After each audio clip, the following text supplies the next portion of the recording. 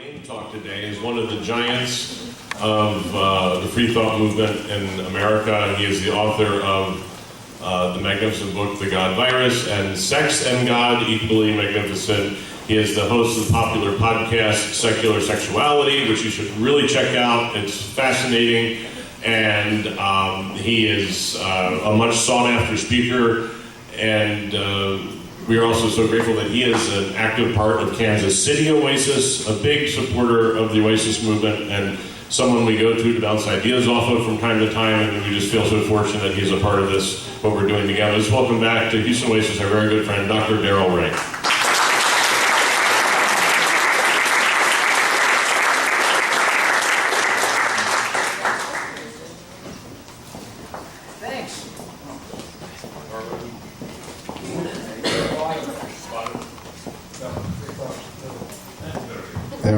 There we go. Thanks.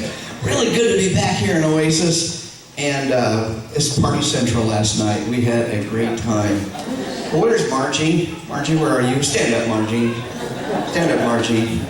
So Margie and I are best friends, good friends from Kansas City. What the hell is she doing here? I get off the plane yesterday, and I'm looking for a guy named Gary. And Margie walks up. Margie, what are you doing here? She said, well, welcome to Kansas City, or something like that. And for about a nanosecond, I say, wait a minute, am I on the wrong plane? They had conspired against me, so she and Gary picked me up. Thanks, guys. That was quite an interesting surprise. So, had fun right from the very beginning. So, let's begin by getting an unpaid political announcement. I am chairman of the board and founder of Recovering from Religion. How many of you folks know about Recovering from Religion?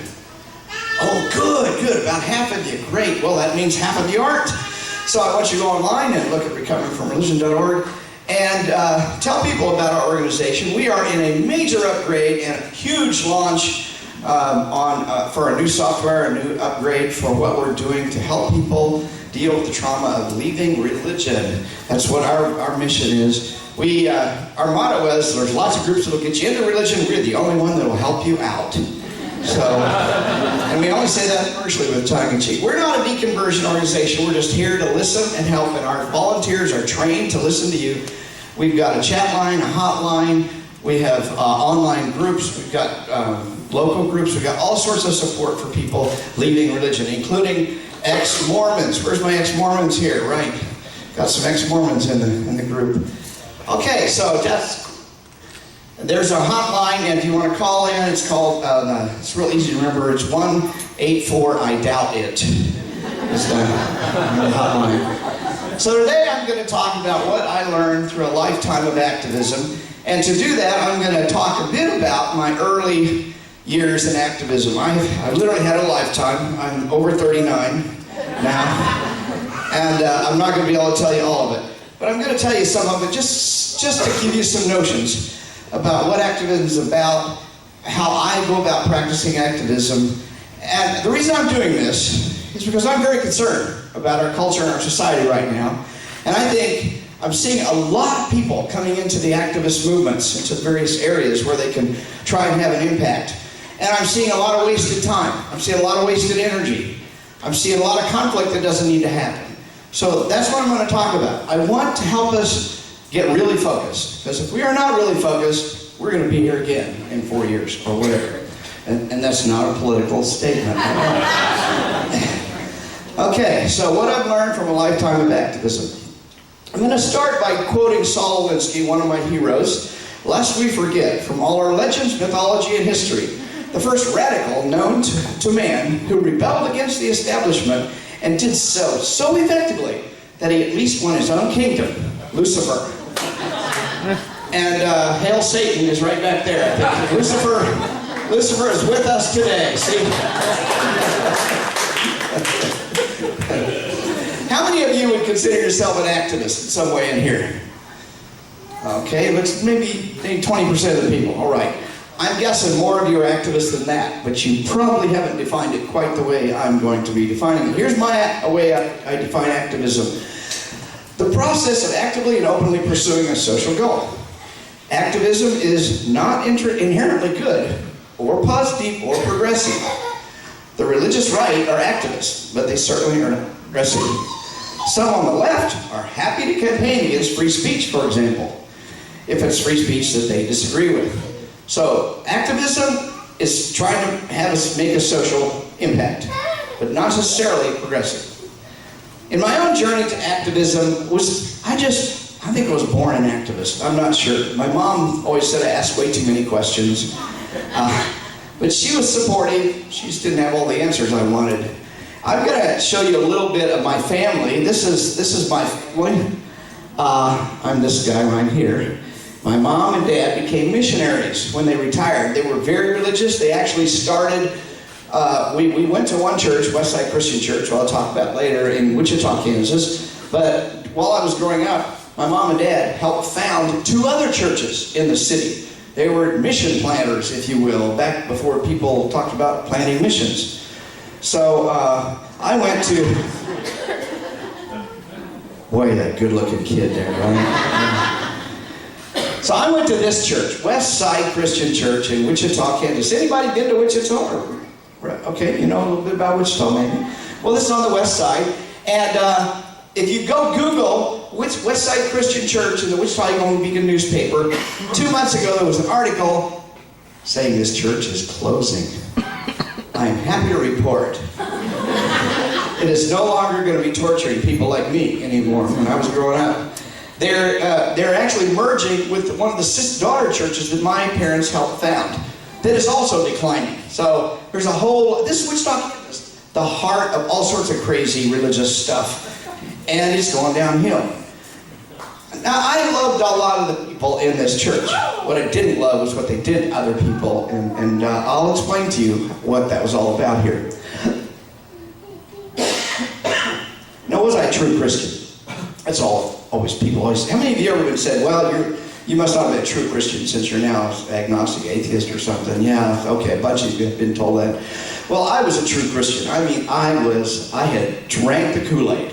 And I drank the Kool-Aid so much that in Boy Scouts, I became one of the only people in the entire city within our denomination and scout troops to get the God and Country Award. I worked hundreds and hundreds of hours to achieve the God and Country Award. Now, I'm told now it's a lot easier to get than it used to be, but it was so difficult that I was the only one that, in memory, had gotten the God and Country Award. And I knew my Bible, I talked to lots of religious people, I was teaching Sunday school classes, I was doing all sorts of stuff to get my God and Country. So that's how much I had really bought into it. My parents went off and started this church, Antioch Christian Church, in the mid-60s.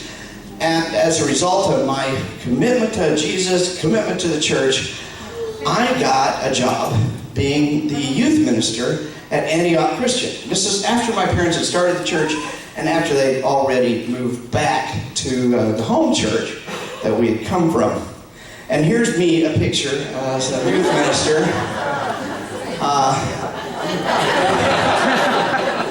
I think I'm actually better looking than Ringo Starr there. I don't have near as big a nose as he's got. So I was committed. I was doing Sunday school. I was teaching Sunday school, teaching youth group. I wanted to impact the kids. I wanted to make a difference. I also had an agenda because I didn't believe a lot of the stuff that my church had taught me. So I don't know how I got away with this, but I did. Remember, my parents founded the church. So, and I'm the son of one of the founders. So that kind of gives me a lot of leeway. What are they going to say? They're going to kick me out? They're going to fire me? So I started teaching evolution in Sunday school. Now, is that activism or what? That's like spying from the inside or whatever, having a mole in the inside. But at the time I said, well, you can believe in Jesus and evolution at the same time. I still hadn't come to the conclusion that they were totally incompatible. But I'm teaching it. Now, they did have the good sense to put one of the elders' wives in the Sunday school class with me to make sure I didn't go too far. But she was actually pretty supportive. I think she kind of agreed. Yeah, you can believe in Jesus and everything. Now, this is in a conservative, independent Christian church, which is like one step above the Baptists. Now, the Baptists are going to hell, according to my grandmother. We weren't. But, so we're close. We're close. My granny she was an amazing person. She was the highest theologian on the planet, and she had told me that Jesus wrote the King James Version of the Bible. You don't argue with Granny on that stuff. Yeah, so I'm teaching evolution in Sunday school and getting away with it. Well, at the same time, I was going to Friends University in Wichita, Kansas. And I made friends with a black minister who was also going to Friends University, and they were of the same denomination we are. Now this is pretty interesting, because I didn't know there were black people in our denomination. Nobody bothered to tell me that. I'm 21 years old, I live in a town of Wichita with only 500,000 people, and there's only 6 churches of our denomination. How did I not know there was a black church? But being open and Jesus and Christ-like, I said, well, I got a great idea. Let's get our youth groups together. So we got our youth groups together. You know, I noticed something. As I was doing the youth group stuff, they hired me at $5 a week, which was terrible pay even then. And they said, well, if you do good in a year, we'll triple your salary. We'll take the $15 a week. And I did good. I took that youth group from like 5 to 25 and 30. I mean, we were rocking. We were having a lot of fun every Sunday evening in the youth group. And I never could get a parent or anybody to come help me. So it's me, 21 years old, trying to corral all these hormonal kids and keep them from, going out and doing things they shouldn't. That we were in this little tiny building. It was hard to keep them in there and keep their attention. So I'm trying to do it. But the night that the 2 youth groups get together, suddenly I have a dozen parents there to help me. Wonder what's going on here. So the black church shows up in their bus, and the minute the bus comes up, the white parents say, okay, everybody inside, everybody inside. And they get in the building and they push air. It's like a building like this, only right down the middle, just one aisle in the middle. And they put all the white kids over here. And when the black kids come in, they say, oh, all our guests can sit over here. I didn't turn around loud, but I'm thinking to myself, what's going on here? And I'm so damn embarrassed. It is just, I can't even, I get chills of fury thinking about it right now. That's how hard it hit me. I still had to teach this lesson. So I stood up and I gave the lesson. When the lesson was over, the white parents stood up right down the middle so that nobody could cross the line. And they said, let's let our guests go over here and have the Kool-Aid and cookies and get out of the building. And they did. The kids lined up, got their Kool-Aid and cookies out of the building, and they wouldn't let the white kids go outside. In other words, get on the bus and leave. That's basically what the message was. I was so pissed. Really, really pissed. Now, it just so happened that the next week, I was up for review with the board to get my triple salary. I go up and I report, I show all the different things I've done, I report it all out, and they say, yeah, we're not going to give you a raise. And they didn't fire me exactly, but they did fire me. So after getting fired, I went back to my home church. And at my home church, they had this beautiful facility with a gigantic gymnasium that nobody ever used. So I got the board to pay me $5 a week. Hey, you're a college student, you'll do almost anything. So for $5 a week, I opened the gym and I supervised it, and all the neighborhood kids could come in. And of course, a lot of those neighborhood kids are Hispanic or black or poor in some way, or they're not like everybody else. And that didn't go down real well, but I kept it open. Another thing I did at that point in time was I became a high school Sunday school teacher in my home church. They weren't paying me, I just did the Sunday school teaching. And the interesting thing was I told them, they asked me what I was going to teach. I said, well, I think I'd like to teach evolution. And Jesus, okay, right, evolution and Jesus. No, he said, you got to stick to the Bible. So the elder in charge of the Sunday school class forbid me to teach evolution. So what I did was I looked at the synoptic gospels and showed how fucked up the whole series was. It was just fascinating, and the high school kids loved it, and they showed up. They were all over it. They had great questions. It was really good.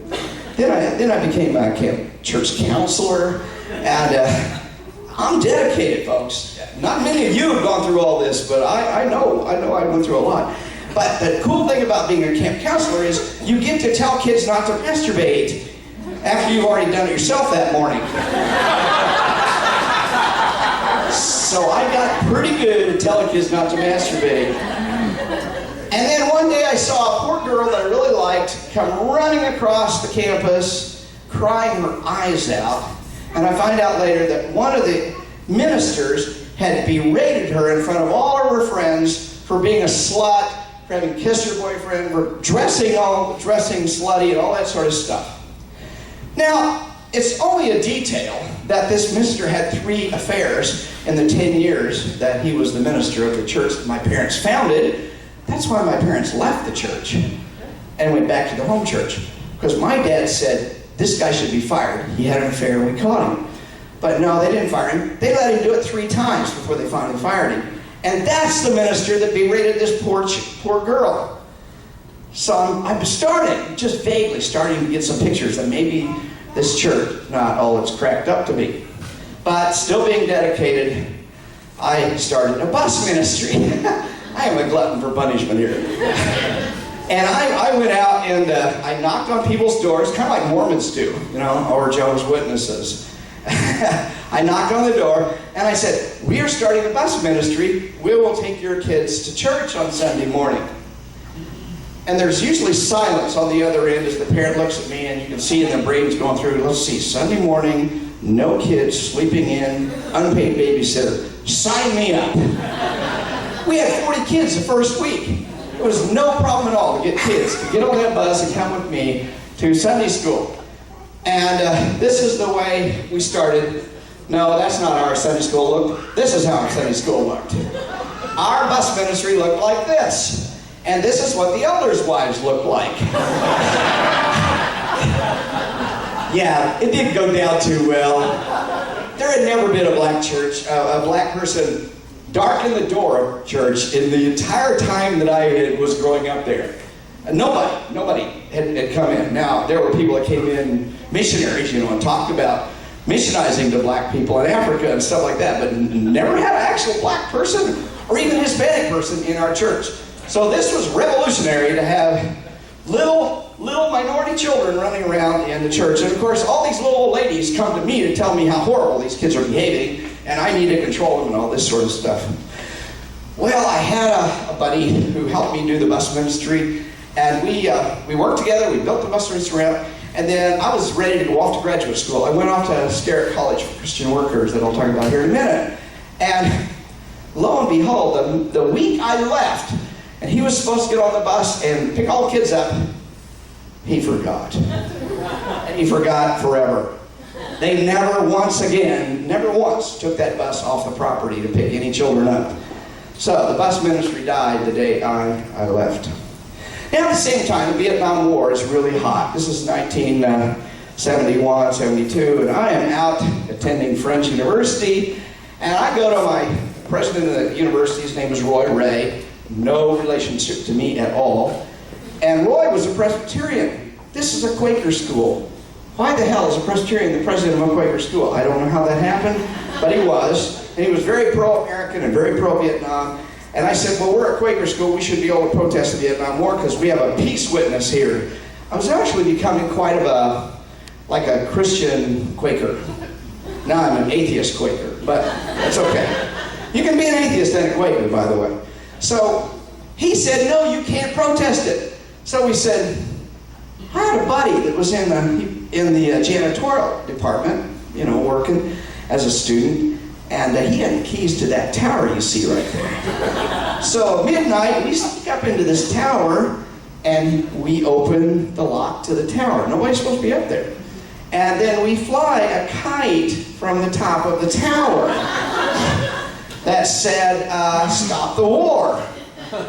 Dr. Roy Ray, with a big Mickey Mouse. I didn't put it up here, but we also put a gigantic peace sign right here. A gigantic peace sign, a big sheet that we made a peace sign out of. We came back down from the tower, and we put our own padlock on the door. And then we just stood back. We stood back somewhere over here and just watched. And it took them like till noon to get the thing down. And nobody ever found out. Of course, if they found out, I'd have been kicked out, and then I'd have been cannon fodder in Vietnam really quickly after that, probably. But nobody ever found out until I think it was like our 30th reunion. Somebody said, Who did that kite thing? Who did that kite thing? And I finally confessed to it. So I could be a spot. I could be. Yeah, statute of limitations has run out on me. Thank goodness, Michelle. Right. So I went to Friends University of Central Kansas. You can tell I'm not real nostalgic about that part of my life.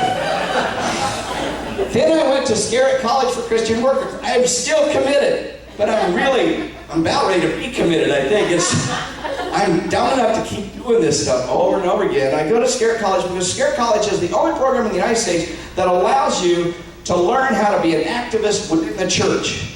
Because I wanted to change the church from within. I thought, well, yeah, Jesus said this, so everybody would believe it if I just preached it hard enough. And I went and got a master's degree at Scarrett College for Christian Workers, and I did all sorts of anti-war stuff. I did all sorts of civil rights stuff while I was there. And at the end of 2 years, got my master's degree, and thought, I cannot teach anybody else this shit. It does not work. It doesn't make any sense to me. So I got my degree, left, and enrolled in Vanderbilt, where I started my doctoral work. Well, during my doctoral work, of course, you have to do a doctoral dissertation. I had the fortune, won't go into great detail, of being able to do a research project in my own institution while I'm getting paid by the state. So I designed this research project around the problem of overcrowding. This institution was putting 400 kids into an institution that was created for about 220. And I thought it was inhumane, and I could see huge problems coming out of that. So I designed the experiment. It was double blind. I actually hired some assistance through some federal government grant money I got, so that it would be double blind. The people doing the testing and administering all the stuff that we were doing wouldn't know what the kids were doing. And then we manipulated, and it had passed all the ethical rules. We weren't abusing anybody. But we were able to prove that putting 400 kids into an institution is inhumane and causes all sorts of problems that the state's going to end up paying for, because those kids are going to go right from there to prison and stuff like that. So, as a result, I published my doctoral dissertation. It went into 3 different journals. You almost never publish a doctoral dissertation in more than one journal. But it made 3 different journals because it touched on 3 different areas. And as a result, it also got in the governor's office and the state legislature. And the legislature got sued because they were overcrowding these kids, and they used my doctoral dissertation to sue as evidence. And before I left, 2 of the kids in the lawsuit were on my caseload. So I testified as a state employee against the state. But they wanted to be sued. The governor wanted to be sued because he couldn't get the damn legislature to give him the money, right? So I testify as an employee against the state, and then I leave, I publish my doctoral dissertation. The dissertation comes out in all sorts of ways, and I'm called to testify now as an expert witness on the other side of the case. Legal aid said I'm the only person they ever knew to testify on both sides of one case. So I'm probably unique in that area. So Spencer Youth Centers, where I worked there for 5 years. That's where the research was done, the lawsuit happened, and lo and behold, I don't know what happened because I left. I came to Kansas. I took a clinical psychology position in Kansas. I went back about 5 years later, and I decided, I'm going to go back to Spencer and see what's going on, talk to my old buddies and all. I go in there, and there's nobody in the office except the superintendent. Now, he's a guy I'd never seen before. He kind of looked like Cool Hand Luke, you know. What we have here is a failure to communicate. That's the kind of guy. He looked like a southern sheriff. Scared the shit out of me. But he said, I'll take you on a tour. So he took me on a tour, and we went all around this. And I'm saying, wow, this is really different. They really put a lot of time and money into this place.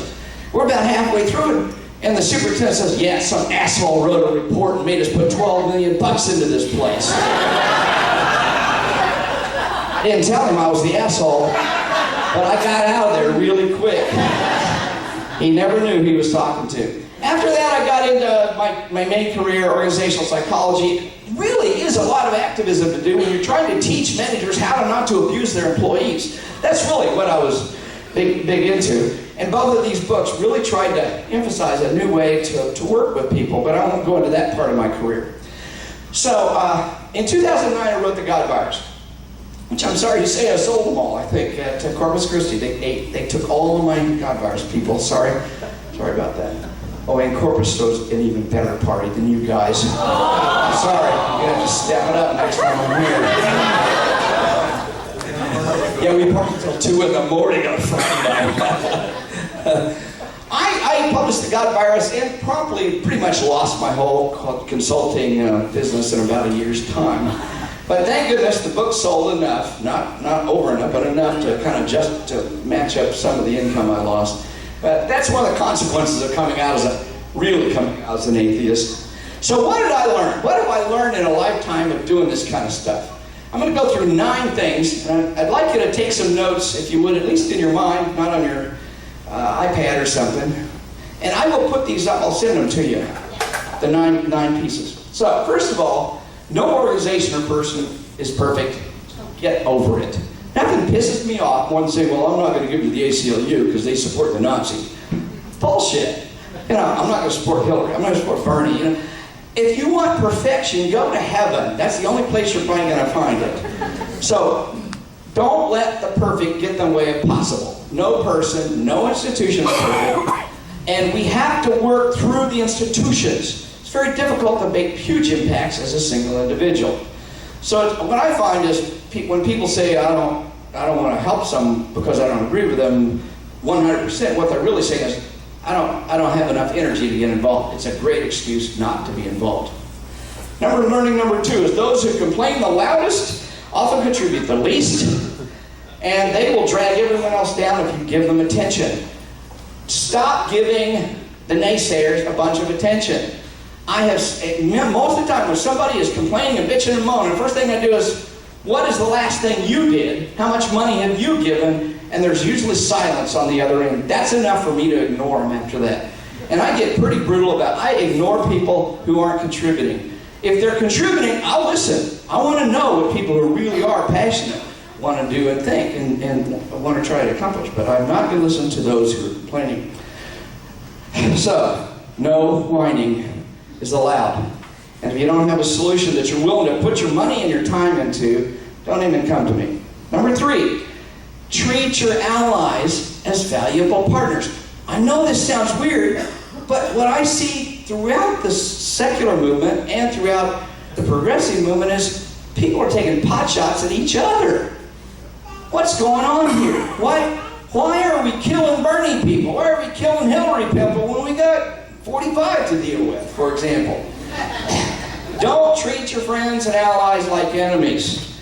If you can agree on 50 to 60% of mutual common goals, then you are allies. Treat people like allies.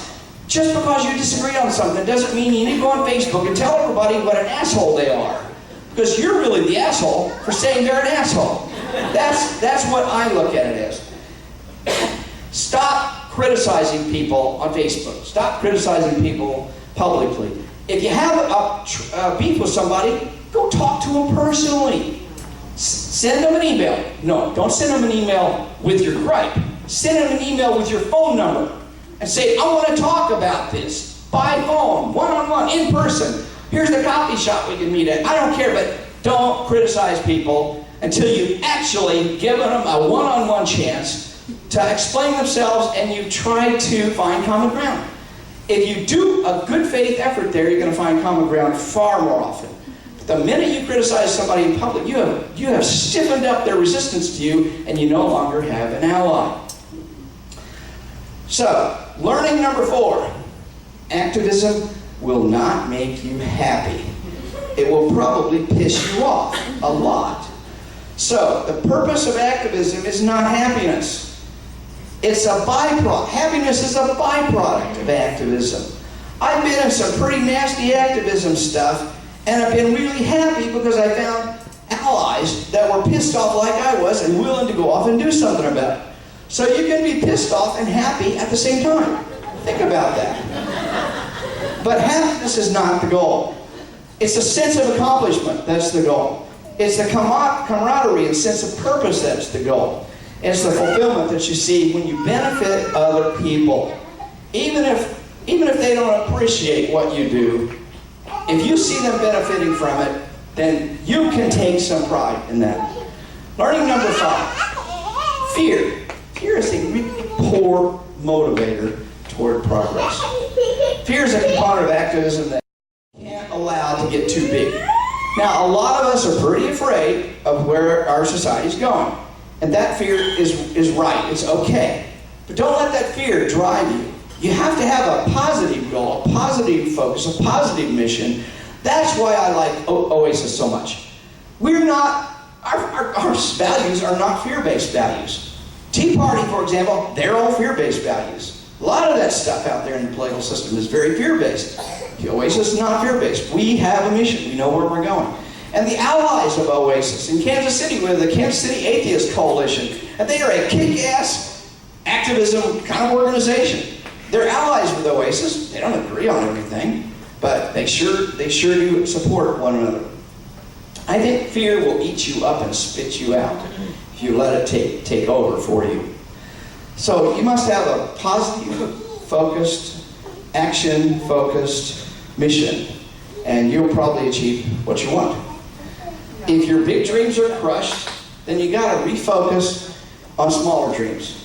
And I don't know about you, but I had my big dreams crushed recently, and it has not stopped me. I'm up here talking to you today because I want us to keep pushing forward. And I think there's lots of opportunities here.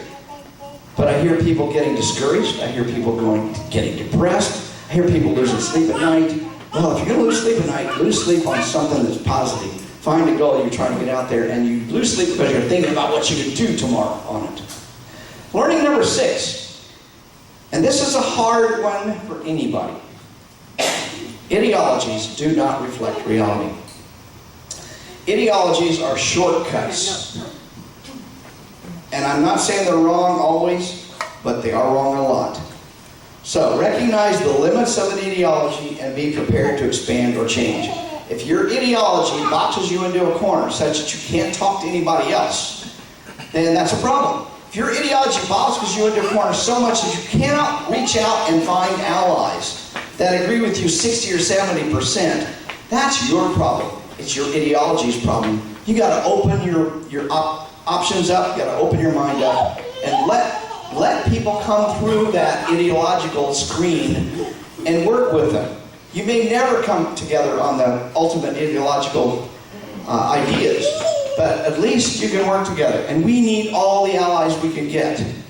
So, I mean, I could name all sorts of ideological groups. It could be everything from feminists to Black Lives Matter to Bernieites to Hillary or whatever. You just name it. Every one of these groups have an ideology that prevents them from talking and cooperating with somebody else. Well, we're not going to get anywhere if we build all these walls among the very people that are trying to move forward. Learning number 7, the illusion of independence. This too is a hard one. You are influenced by your culture and your institutions far more than you think you are. So you have to be aware that sometimes the institution you're in or the culture you're in is pushing you one way or the other and you're not even aware of it.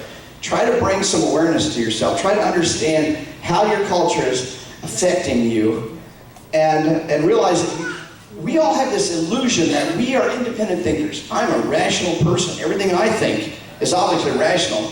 You're the irrational one. Right? I mean, you supported Bernie. That's got to be irrational. Right? And that's all it takes. Just stick a name in there. It could be any name. And all of a sudden, you're the irrational one, I'm the rational one.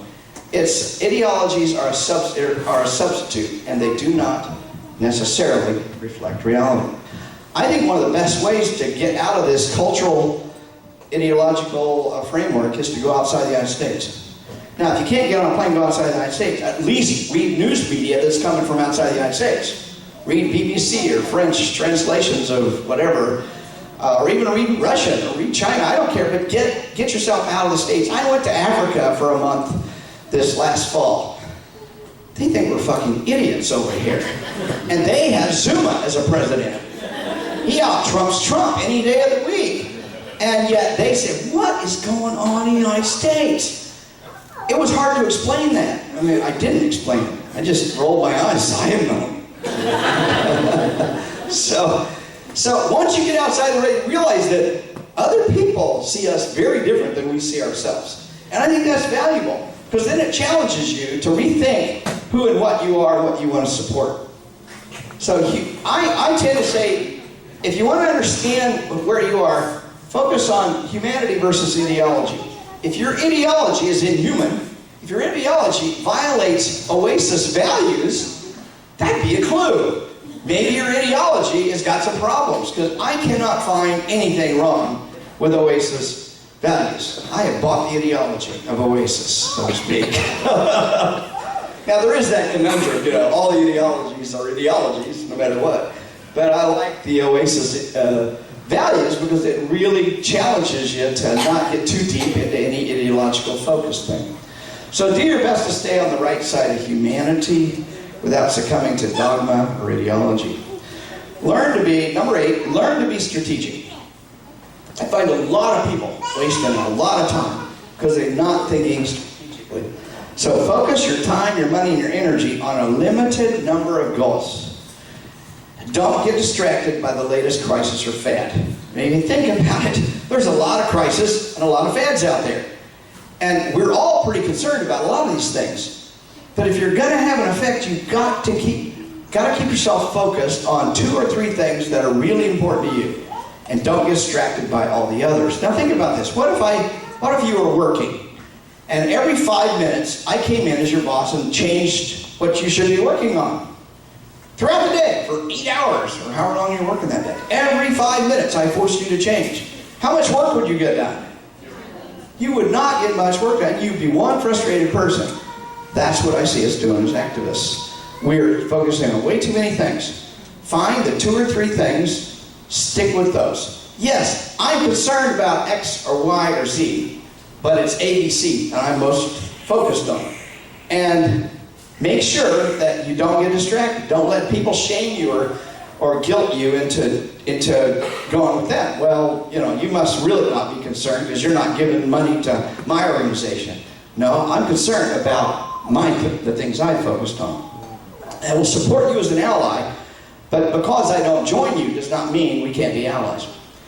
Read Saul Alinsky's book, Rule for Radicals. The conservatives have. He wrote it for us, the progressives, and yet the conservatives have read the book and they've actually written their own books based on his concepts.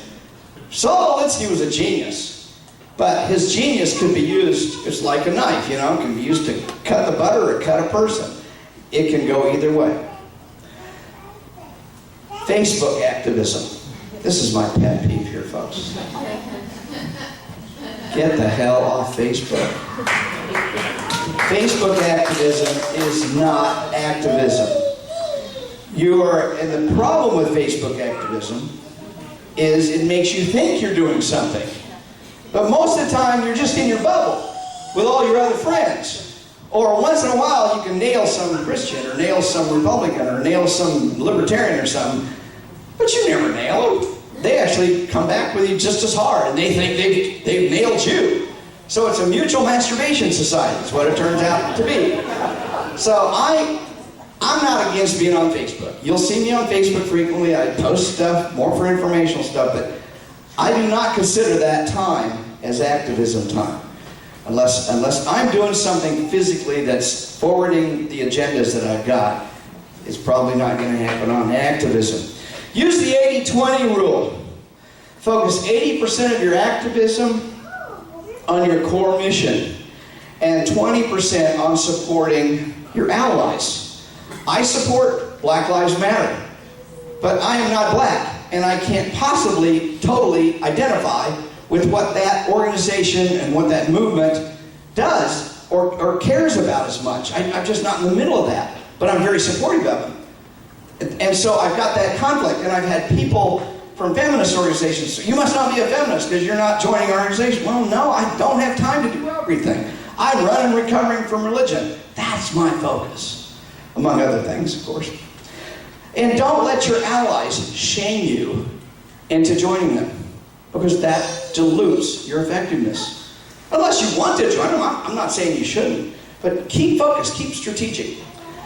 Now, my activism, 50% is built on supporting, about 8% is building on the secular world. I want to help the secular world. I run Recovering from Religion. I support Oasis as much as I can financially and with my time. And I want to educate seculars about sexuality, because I think sex is a big thing in our society. By the way, go listen to my latest podcast, Pussy Over Pain. I think you'll find it very interesting, by the way. Yeah. So here's where I'm sticking I'm 20% of my non-activism, 80%, is being pissed off about 45 and separation of church and state. But that's 20%. So I'm not going to add to that. Now, let's follow the money. Follow the money. You've heard that before. When somebody says, I'm really concerned about this, my question to them is, how much money have you given to that? If they're giving no money to it, then I don't believe them. Your money speaks for your values. It's that simple. And when people say, my values are over here, but I don't give money to that, I don't believe them. As a psychologist, I learned a long time ago, don't listen to what people say. Watch what they do. People's behavior betrays their values, not their words. People will say all sorts of shit to get your approval. There's all sorts of social pressure to say yes, or to say I do this or that. There's all sorts of research in the psychological world that say people will say they give twice as much money as they actually do to charities. And this is pretty consistent throughout the last 30 or 40 years in psychological research. So people basically lie about their own behavior. It's not a news story. So if you've got $500 this year to give to charity, 400 of it should go to your main mission, and the rest of it should go to what your allies, to what things outside of your main mission. Number 9, listen to the behavior. Something I just mentioned a little bit earlier. What people do is the best guide to their values, and what people say is often a response to social pressure. It's perceived desirability or fear of disapproval. Don't take people's word for it. Watch what they do. Also, this is a little learning I've had to reinforce in my own brain lately, and that is, if somebody says they're secular, it does not mean they're ethical. I know some secular people that have the ethics of snakes. And I've had to learn the hard way to be more careful about just accepting somebody's word for what they are doing in our secular world. But that doesn't mean I'm going to stop. We have people who will take advantage of us, just like we see churches having people take advantage of church. So, I see some great models out there for activism. I mentioned the Kansas City Atheist Coalition. I think they're doing some super good work. And fun. They really have fun being activists. The Satanic Temple. Love the Satanic Temple. What a strategic, interesting organization. They're getting things done that the atheists couldn't do, because you know, if the Christians are not scared of anything, they're scared of Satan. They're not too scared of the atheists, but Satan scares the hell out of them. So I kind of like their approach. And I think the Freedom from Religion Foundation is very strategic. I like what the American Atheist does legally. I think there's some really good activist groups out there. And I know Oasis's focus is not activism. And because I think Oasis focus is what it should be, community. And that's the right thing for it to be focused on. But many of you are out there doing stuff, and this is a nice place to come and relax and get regenerated, charge your batteries, and go back out in the world and kick some more butt. That's the way I think Oasis, that's the way I see Oasis says.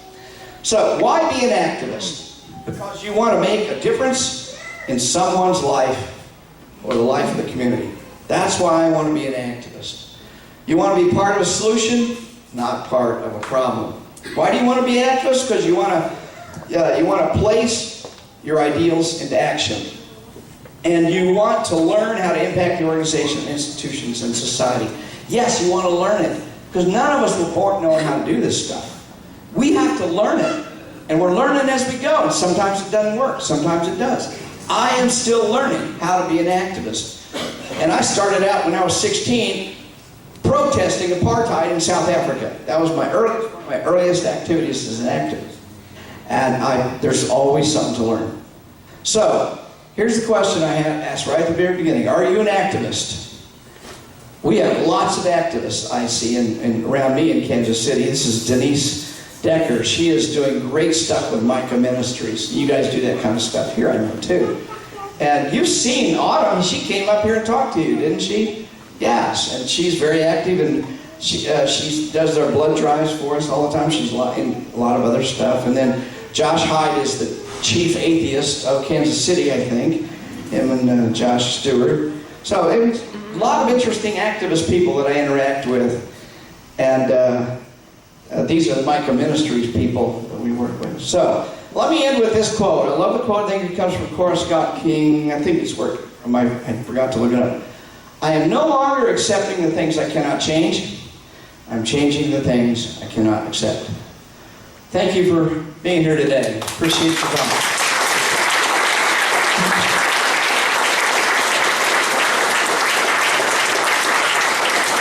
Thank you so much, Darrell. I would love every new Oasis community to hear those kind of 9 points, and we got to find a way to make that happen. It was amazing. So thank you so much. We do not have time for Q&A.